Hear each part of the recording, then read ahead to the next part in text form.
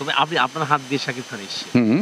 সেইজন্য বলছি। আমার ছোট ভাই। আপনার ছোট ভাই। হ্যাঁ। খুব আদর করে বড় করে 100% ইন্ডাস্ট্রিতে এখনো এস্টাবলিশ আদর করেছেন। করি, এখনো আদর করি, এখনো সে মাথা নিচু করেই থাকে। এত বড় হয়েছে সে এখনো ওইভাবেই কথা বলে। সে কখনো আমার সঙ্গে কটূক্তি করেনি এবং সে আমাকে যদি যখনই দেখে চেয়ারটা দাঁড়া করে নিচে আগে যেরকম ছিল এখনো আছে। তো তাকে স্নেহ ভালোবাসবো না কেন? তাকে স্নেহ ভালোবাসা দিতে তো কখনো দ্বিধা নেই। সে আজও সেই ছোটকালে যেরকম ছিল সে সুপারস্টার হয়েছে এখনো ওরকমই আছে। আপনার সাথে কি যোগাযোগ হয়? সত্যি কথা 100% বলুন। ঈদের দিন আমার ছোট বোনের সঙ্গে প্রায় ১ ঘন্টা কথা হয়েছে আমার ছোট মোবাইলে? বোনের মোবাইলে এবং ও যোগাযোগ করে। মানুষ বলে যোগাযোগ হয় না। অবশ্যই যোগাযোগ। আরে ব্যস্ততার কারণে সন্তানরাই তো বাবা-মার সাথে যোগাযোগ রাখতে পারে না। তাও তো সে রাখে, কম বেশি রাখে। শাকিব খান। 100% এই তো। তার যে জোয়ার আজকে হুম, ইন্ডাস্ট্রি বসে কি দিয়েছে কি বলবো? অনেক কিছু দিয়েছে ইন্ডাস্ট্রিতে। ইন্ডাস্ট্রিতে দেয় নাই কি? শুধু বছরে একটা ছবি।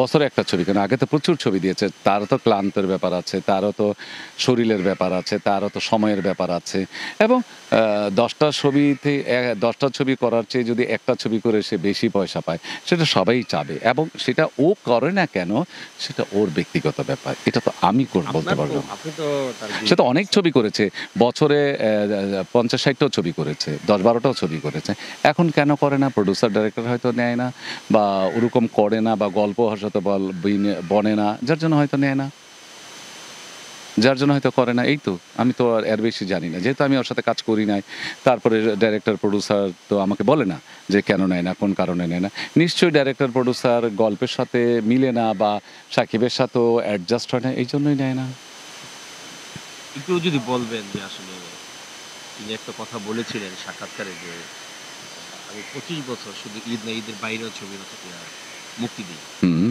25 বছর যদি ঈদের বাইরেও মুক্তি দেন তাহলে সেটা কোথায়? আমরা তো প্রায় ৫-৭ বছর যাবত দেখছি শুধু ঈদের ছবি মুক্তি পাচ্ছে। এটা ও বলতে পারবে এটা আমি জানি না এটা ওর ওর ওর উক্তি ও জানে তাই না তো তুফানটা কি দেখবেন তো? ইচ্ছা আছে? আমি অবশ্যই দেখবো আমি রিভেন্সও দেখবো তুফানও দেখবো কোনোটাই দেখবো তুফান দেখবেন কেন আসলে?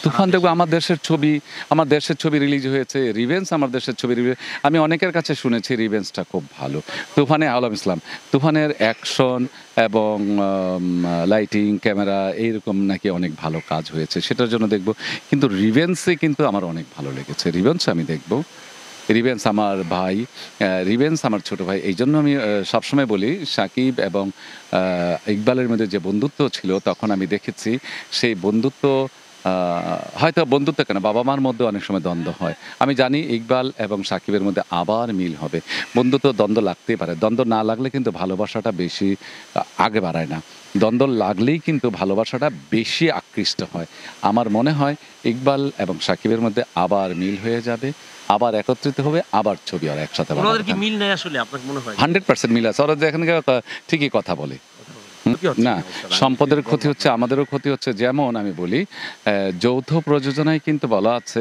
অর্ধাঅর্ধি নিবে কিন্তু অর্ধাঅর্ধি তো ওরা নিচ্ছে না ওরা ওইখানকার শিল্পী বেশি নিয়েছে কিন্তু সেইটার জন্য কিন্তু আমাদের সংগঠন আছে সেন্সর বোর্ড আছে নীতিমালা আছে সেই নীতিমালায় যদি বহির্ভূত কোনো কাজ করা হয় তাহলে ধরা উচিত এবং আপনি নৃত্য পরিচালকের কথা বলেছেন নৃত্য পরিচালক যদি নিয়ে থাকে সেই নৃত্য পরিচালকও কিন্তু আমাদের সমিতির পারমিশন নিয়েছে তো ওখান থেকে একজন নৃত্য পরিচালক নেবে এইখান থেকে একজন নৃত্য পরিচালক নেবে কিন্তু আমাদের এইখান থেকে নৃত্য পরিচালক নেননি এইটাও একটা কারসাজি এটা নেওয়া উচিত ছিল কেন নেন নাই কিন্তু আরেকটি ছবিতে এর আগের বার ছবিতে ইকবাল সাহেবের ছবিতেও কিন্তু বাইরের নৃত্য পরিচালক এনেছিল সেখানেও কিন্তু আমরা পারমিশন দিয়েছি তো এখন প্রডিউসার ডাইরেক্টরের ইচ্ছে অনুযায়ী কাজ করছে কিন্তু এই কাজটা কিন্তু করা উচিত না দুইজনই সমপরিমাণে আর্টিস্ট নিয়ে কাজ করা উচিত আমাদের দেশের অর্ধেক ওই দেশের অর্ধেক আমাদের দেশেও ভালো ভালো শিল্পী আছে আমাদের দেশের ভালো ভালো শিল্পী দ্বারা কিন্তু ছবি হচ্ছে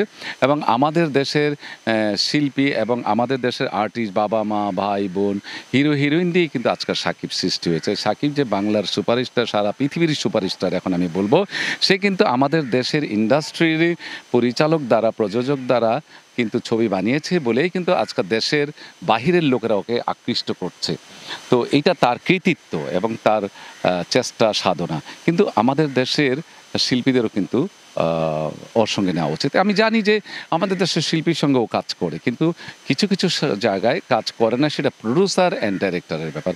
এখানে আমি তো কিছু বলতে পারি না, বলুন। তুফান এবং রিভেন্স, আমি জানি ইকবাল সাহেবের মৌলিক গল্প, এবং রিভেন্সও ভালো যাচ্ছে, প্রচুর ভালো যাচ্ছে, এবং আমি ফেসবুক, ইউটিউব, টিকটকে সব জায়গায় রিভেন্সের সম্বন্ধে শুনি ভালো যাচ্ছে। সেদিক দিয়ে তুফানও কিন্তু খুব ভালো যাচ্ছে। তুফানের মধ্যে অনেক কিছু আছে, কিন্তু রিভেন্সে আমাদের দেশীয় আর্টিস্ট দ্বারা যে এত সুন্দর একটি ছবি হয়েছে, এটাও কিন্তু কম নয়। অনেক ভালো ছবি, ইকবাল খুব ভালো ছবি বানিয়েছে। তুফান নিয়ে কি বলবেন? তুফান নিয়ে কি, আমি যেহেতু তুফান দেখিনি, শুধু একটি মহিলার কথা শুনেছি তুফানের মধ্যে। আমি দেখিনি, যেহেতু আমি মহিলার ইন্টারভিউটা দেখেছি, ওখানে একটা মহিলা খুব বাজে মন্তব্য করেছে, কিন্তু এটা করা উচিত না, বলা উচিত না। যেমন রিভেন্স আমার ছবি, তুফানও আমার ছবি, কিন্তু রিভেন্সও কিন্তু ভালো যাচ্ছে। আপনার রিভেন্স কিন্তু কম ভালো যাচ্ছে না, সেই। একটু জানতে